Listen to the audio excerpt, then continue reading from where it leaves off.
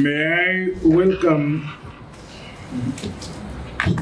comrades to the 337th ordinary session of our Politburo. As you are aware, we are fast approaching the halfway mark since we held our last elections. Each department of the party must revisit the manifesto to measure our progress in the implementation of the programs laid therein.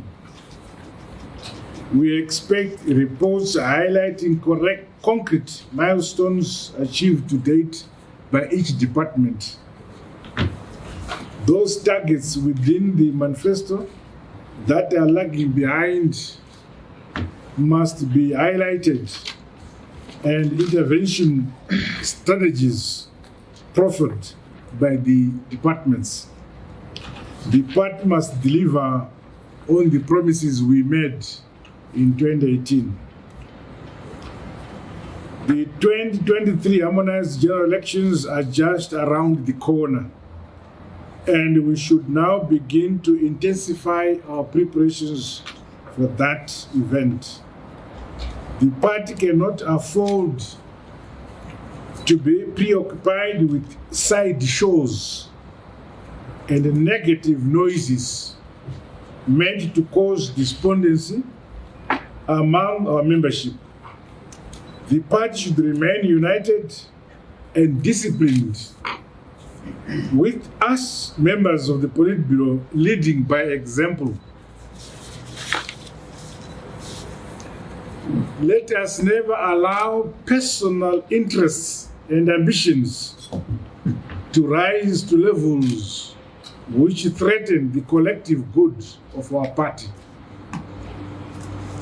Our energies should be focused towards party building, harmony and unity, as well as increased economic productivity as we interact with our communities. Comrades, the constitution of the party outlines the duties of each member. I urge us to constantly read and adhere to those provisions of the constitution. We do not expect leaders to put the party into disrepute. Let us exercise great discipline in dealing with the media and always seek to build and not tear down our party and its leadership. We must be cautious when making comments in opposition papers, as their editorial policies seldom advance the interests of our party.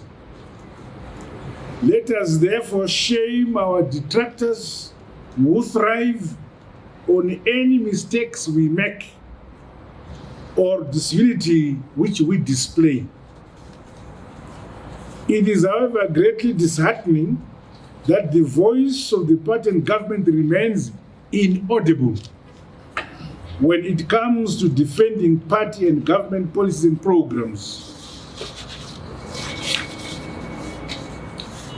This is against the present unrelenting onslaught against us by our detractors. I yet again challenge the party membership and government functionaries to speak up, act and occupy the space in media.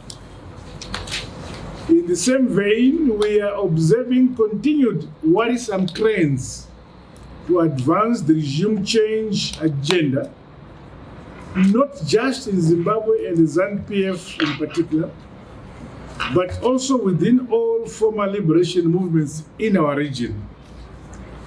I therefore exhort the party leadership to remain vigilant and to constantly share notes with their counterparts in the region. I also call on the party to play its part and begin to prepare for a memorable 40th Independence Day celebrations which will be held in Bulawayo province. this year. Government remains seized with ensuring adequate grain imports to guarantee food security. Modalities are being worked out to roll out the meal coupon system so that the deserving public will receive the product. I call upon all stakeholders to shun corruption in the distribution and the sale of meal and other essential commodities. Furthermore, I appeal to manufacturers, wholesalers and retailers to desist from wantonly increasing prices of basic commodities.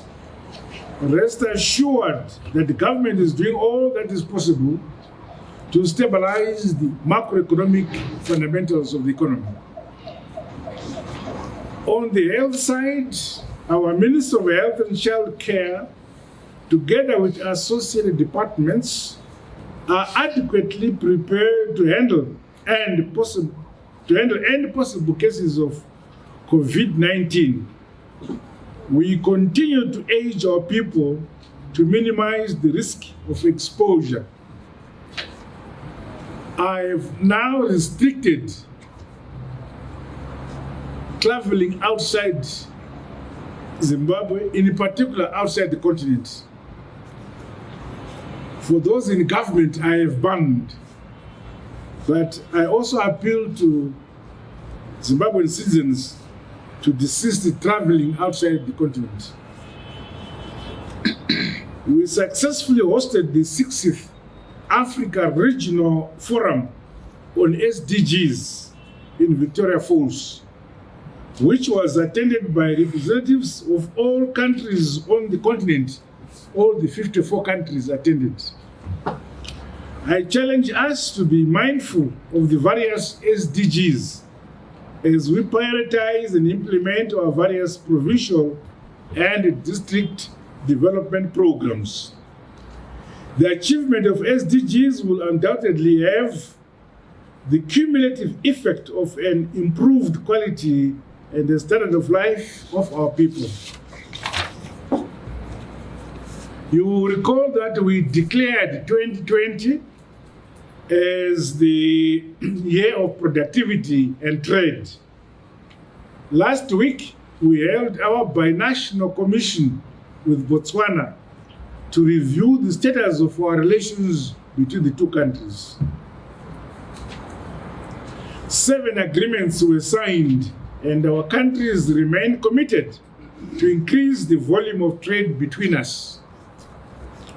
I encourage our people across all sectors to take advantage of the economic opportunities we are creating in our engagement and re-engagement drive. In conclusion, I once again urge the party leadership to remain in constant contact with our grassroots membership and keep them adequately briefed on our activities as both the party and government. Party members must be encouraged to reject and expose divisive elements among us. We must remain loyal and unwavering in our support for the party. Let us now turn to our agenda.